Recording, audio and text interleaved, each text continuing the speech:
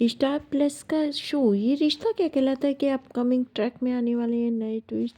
दोस्तों जब आप देखेंगे कि अरमान पहुंचा अभीरा के गैराज में और दोनों का हुआ आमना सामना और दोनों ने लगाए एक दूसरे पर इल्ज़ाम। जी हाँ दोस्तों, आपका फेवरेट शो ये रिश्ता क्या कहलाता है कि अपकमिंग ट्रैक में आने वाले हैं नए नए धमाके। जब आप देखेंगे कि कहानी ने एक नया ही मोड़ ले लिया है, जहाँ पर अरमान अभीरा के गैराज में पहुंच जाता है और अभीरा से कहने लगता है कि तुम्हारी हिम्मत कैसी हुई, तुमने कस्टडी पेपर कैसे भिजवाए मुझे।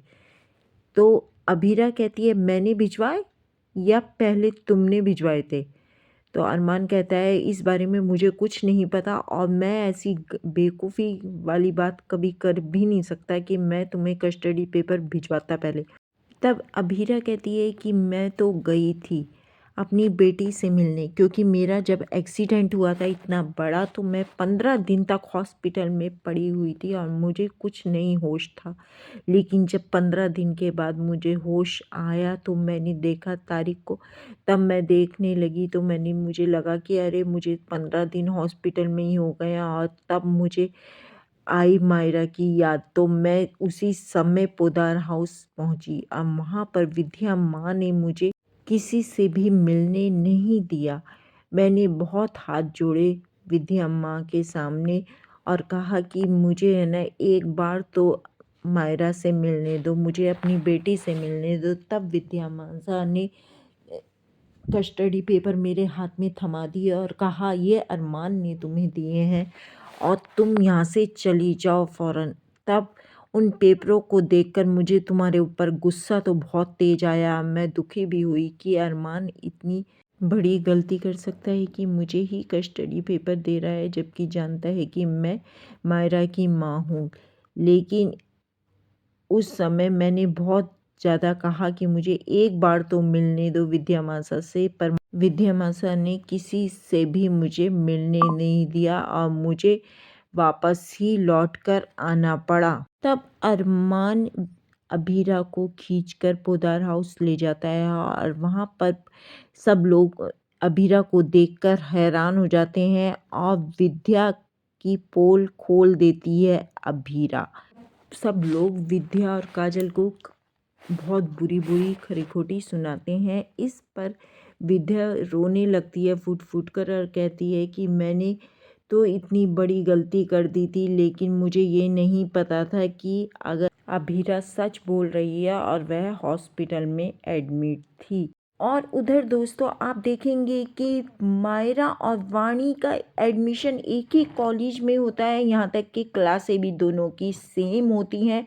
एक दिन वाणी के बैग में अभीरा की फ़ोटो देखकर मायरा वाणी पर चिल्लाती है और कहती है कि मैंने अभी तक तो तुम्हें पहचाना नहीं था, लेकिन मेरी माँ की फ़ोटो तुम्हारे बैग में है, यानी कि तुम वाणी हो। तो वाणी की याददाश्त दोस्तों वापस आ जाती है और वह मायरा को पहचान जाती है। तो आगे का एपिसोड तो और भी ज़्यादा इंटरेस्टिंग होने वाला है। क्या इन दोनों की दोस्ती बनी रहेगी वाणी और मायरा की या नहीं बनेगी। और दोस्तों वहीं पर आप देखेंगे कि जैसे ही पहले तो अभीरा के गैराज में अरमान पहुंचता है तो उस पर बहुत ज़्यादा इल्ज़ाम लगा देता है उल्टे सीधे और अभीरा पर बहुत गुस्सा होता है। कहता है कि मैंने अपनी बेटी का एडमिशन कराने के लिए 10 से ज़्यादा कॉलेज में छानबीन कर ली, लेकिन मेरी बेटी का एडमिशन कहीं नहीं होता, लेकिन तुम फिर भी मेरी बेटी को छोड़ के चली गई, जबकि तुम जानती थी कि वो ट्रॉमा में है और तुम्हारी वजह से ही हमारी बेटी की आज ये हालत है कि उसका एडमिशन किसी भी कॉलेज में होने के लिए तैयार नहीं था। बड़ी मुश्किल से मैंने एक कॉलेज में उसका एडमिशन कराया है, लेकिन तुमने तो उसको समझा ही नहीं और तुम वाणी को लेकर चली गई। दोस्तों यहीं पर आप देखेंगे कि अभीरा को इन सब बातों से बहुत ज़्यादा दुखी हो जाती है अरमान की, और उसे अपनी बेटी की याद तो आती है, लेकिन फिर भी वह अरमान से कहती है कि मैंने तो अपनी बेटी के साथ कभी बुरा नहीं करा। मैं जानती थी कि मायरा ट्रॉमा में है, इसीलिए मैं दौड़ी दौड़ी उससे मिलने के लिए आई थी, लेकिन मासा ने मुझे मिलने नहीं दिया। और इस पर अभीरा को बहुत गुस्सा भी आता है, लेकिन वह फिर भी मजबूर होकर वहाँ से आ जाती है। तब अरमान मन ही मन सोचता है कि इन सारी हरकतों के पीछे सिर्फ मेरी माँ है। तब अरमान को बहुत ज़्यादा गुस्सा आता है विद्या पर और वह वहाँ से चला जाता है। आगे का एपिसोड दोस्तों और भी ज़्यादा इंटरेस्टिंग होने वाला है, क्योंकि कहानी ने एक नया मोड़ ले लिया है। तो देखने के लिए हमारे चैनल पे बने रहें और चैनल को सब्सक्राइब ज़रूर करें।